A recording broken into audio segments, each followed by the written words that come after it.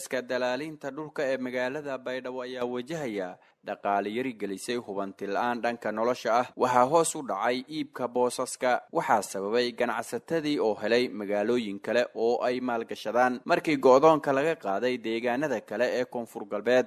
Ilyas Ali Xasan waxay qoyskiisa oo 10 qof ah wajahayaan nolol xumo baday in ay deriskooda dawarsadaan. Xaaladan ayay ka fursan waayeen bishii Juun ee sanadkan markii shaqadiisii ay meesha ka baxday. Wuxuu ka mid yahay boqolaal rag oo ka soo jeeda qoysas danyar ah kuwaas oo hadda maaran la nolol maalmeedkooda. Ninkan oo muddo sanooyin ah ku howlanaa kala iibinta dhulalka ayaa la qabsan la isbedelka ku dhacay. No saameyn wiingani weeldhati maybo horta nololaan faylahayti hordhaan waqtigii magaalada walkashal dareeri eedad walan shalgaday dalaalnamadan eeda walanka helaani awlaadano nololyo kamaarayani walay dhanba hata markii oo shaqadii una noo roogsati dalaalnimadii noo roogsati ilaa muddo 8 bilood oo kala noo surunta marka magaaladiiba magaalo oo may banagatay walba lanka helaanay yanagati. Ilyas ayaa tilmaamay in dhul uu kala gado ay ugu dambeysay bishii Agoosto. wixii ka dambeeyay ayuu xusay inay la daalaadhacayeen dabshidashada.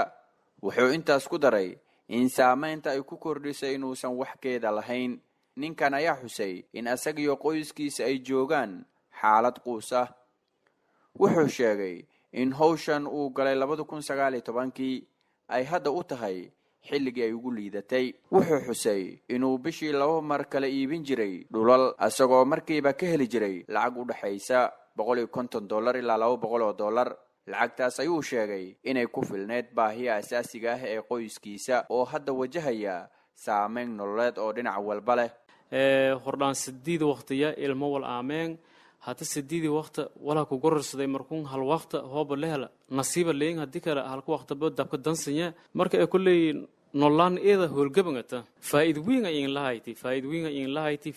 lahayti mayba kumada may bolankii oo may leeyahay walaalay in kooy noolayay lanki garaabe oo baahan wala ku siiyay hata aniba macnaha wala isyahay nololay howlgabanagati. Ninkan oo 54 sano jir ayaa sheegay inay waxbarashada ka hareen 6 ka mid ah caruurtiisa markii uu awoodi waayay inuu bishii ka bixiyo $50.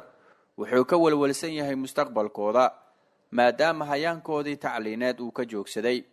Ilyas waxaa fikirka ku kordhinaya deen gaaraysa $250 oo lagu yeeshay muddadii uu shaqo la'aanta ahaa, taas oo uu reerka raashin ugu qaaday. Wuxuu xusay in hadda laga joojiyay oo lagu cadaadinayo inuu si degdeg ah u gudo. Wuxuu sheegay guriga uu degan yahay oo 2 qol oo jiingada oo bishii uu ku degan yahay $40 in lagu leeyahay 2 bil isla markaana lagu wargeliyay inuu ka guuro.